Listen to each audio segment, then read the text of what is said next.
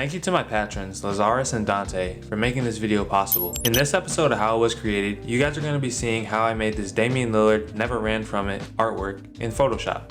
So moving right to this project file, as you guys can see right here, this is the final merge, and this is where I got to after creating everything. What we have is just our background here, and the first thing I wanted to add, and just I knew I wanted on the background was gears, because I wanted to get that grind type of feel, like that hard, gritty type of feel that you kind of get from Damian Lillard. So I added actually a gears picture, and it was in color, but what I did is just added a hue and saturation and desaturated it, because I just got a feel that not a lot of this needed to be saturated besides a couple of elements. Little light source on it. Behind that, I have a picture of factory highlights, and this was a original picture of a factory.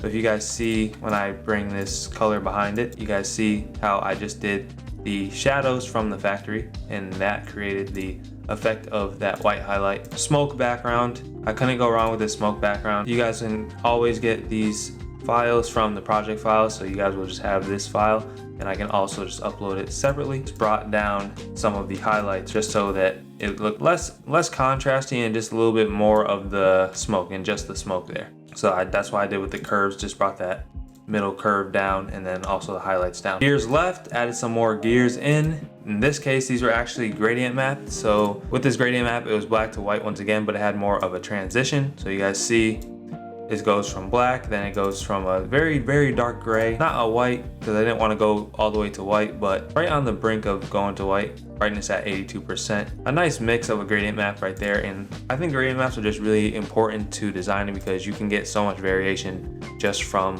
one layer. And we're adding the Trailblazers logos. These were kind of interesting because these were actually the original Trailblazer logos, you know, the vector file. Just used filter other minimum. So if I go and delete the layer mask, you guys see, hold down Control, then you make a mask of the actual layer, and then you go filter other minimum. And from there, see how I made it just literally only just a whisk of what's there. Then we add some haze just to cover some things up. So here was the Damian Lillard mask. I won't go over every adjustment layer, but you could get away without even using topaz. On camera raw, definitely want to add some clarity, add some texture, and then make a variance on the contrast, highlights, and shadows, just so you have more of a balance. Always having a difference on your highlights and shadows and just the contrast between those gives you more of that artistic look / animated effect, like black and white on luminosity, and that's just to kind of pump some of these values up or decrease some of the values. See how that just makes the mask look different. Almost starts looking like more of a painting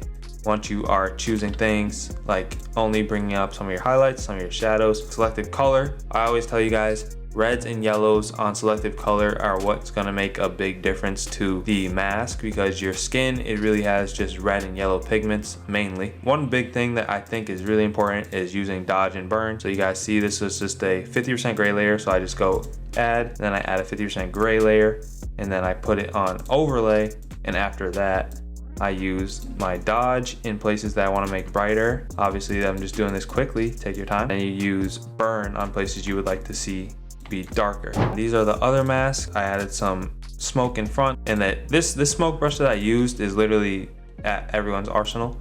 Whether you're a patron or not, you guys can get that link below. It's always in the description of my videos. This is a white layer, just softly brushed with the smoke brush once again. Added these train tracks, but yeah, this was just a cool photo I found on unsplash.com. It worked out well there. Then we have a smoke trail because we have the front mask. This was just a smoke, literally just a red fog at the beginning. I used a little bit of desaturation, curves to make some of the parts darker, exposure to make some of the whites desaturated come out. Use the brush willy-nilly until I felt satisfied with what I had going on. Put the same smoke on the top of him just so that it integrated with him. The effect that you see here with this mask is just a little bit of liquefy, making this look more random, really like going into the smoke and integrating with the smoke. So I use liquefy and the forward warp tool on liquefy. I just used a normal displacement that I have set up. This displacement map is just something that I saved from a fuzzy texture. So this flare layer that I have on the top, this is actually just from a filmic type of effect that I had, and I just put it on the top and put it on screen blending mode and only left the white. Then there was smoke in the foreground just to complement the smoke coming up from behind the train tracks or behind the mask. Lillard text, use displacement maps. Once again, I can link